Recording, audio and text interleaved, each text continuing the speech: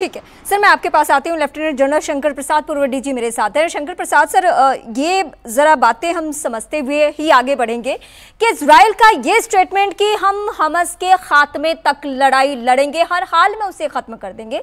Hamas का बार बार ये कहना कि तकरीबन 250 लोग बंधक है, बार बार प्रेशर बनाना, और ऐसे वक्त में जो बाइडेन का आना, कोई भी ऐसा रास्ता आपको दिख रहा है, कुछ भी ऐसा विकल्प आपको दिख रहा है जिससे युद्ध विराम की तरफ हम आगे बढ़े या शांति की ओर हम आगे बढ़े?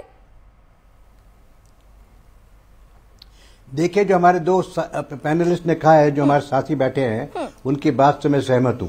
लेकिन असली सवाल यह पैदा होता है इस समय कि अमेरिकन प्रेसिडेंट इतनी डेंजरस सिचुएशंस में, जबकि उन्हें 2000 कमांडो तक साथ लाने पड़ रहे हैं, वो वहां आ क्यों रहे हैं? उनके फॉरेन मिनिस्टर ब्लिंकन साहब दूसरी दफा पहुंचे हैं, वो पूरे वेस्ट एशिया का टूर करके वापस आए हैं यहाँ पे, तो उन्होंने पूरी ब्रीफिंग किया यूएस प्रेसिडेंट को।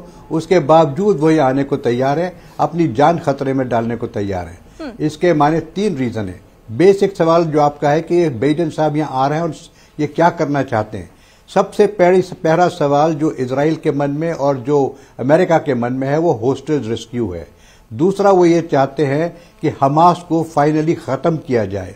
और तीसरा, जो इजराइल चाहता है कि फाइनली एक दफा बॉर्डर डिलीनिएट हो जाए, जिससे कि मालूम चल जाए कि किसका बॉर्डर कहाँ है, फाइनल सेटलमेंट है। ये लास्ट लड़ाई लड़ रहा है इजराइल। अगली बात जो समझने की बहुत गंभीर है, वो ये है कि इस इजरायली साइकी को समझना बहुत जरूरी है। इजरायली साइकी वो साइकी है जो कि अपने पूर्वजों के साथ होलोकॉस्ट में लाखों आदमियों को खो चुकी है।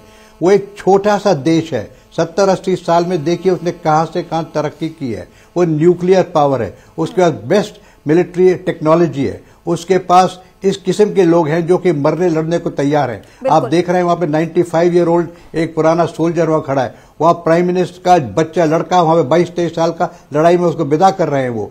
तो दिस इज द जनून in the Israelis to now settle their problem.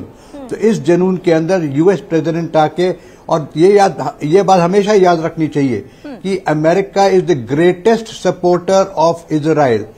जितना आपके सोच रहे हैं कि बैंक्स अमेरिका में चलते हैं, वो सब जूइश बैंक्स हैं। सारा पैसा वहां का जो है अमेरिका का, वो जूस कंट्रोल करते हैं। ये नहीं मैं कह रहा इजराइल कंट्रोल करता है, but Jews are the biggest money and the bank operators in America. So इन सब चीजों को देख के प्रेसिडेंट ऑफ यूनाइटेड स्टेट ये चाहेंगे कि किसी तरीके से भैंस भी मर जाए और लाठी ना टूटे, यानी कि रेस्क्यू जो होस्टेजेस है उनका भी रेस्क्यू हो जाए। वहां पे सिविलियंस जो मरेंगे, जो ह्यूमैनिटेरियन बात होती है, वो भी कम से कम हो, और फाइनली बातचीत से सेटलमेंट हो जाए।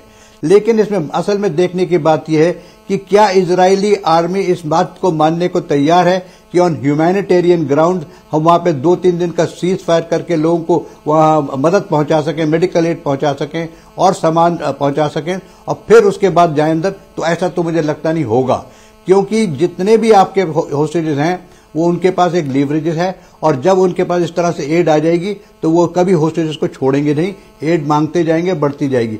हम आप कहते हैं कि हॉस्पिटल में आप क्यों बंद कर रहे हैं? ये हॉस्पिटल में तो लेकर बैठे होंगे इनको, ये वैसी जगह लेकर होस्टेजेस को बैठे हैं हमास, जहां पर कि आप ह्यूमैनिटेरियन जाएंगे तो मुसीबत, नहीं जाएंगे तो मुसीबत।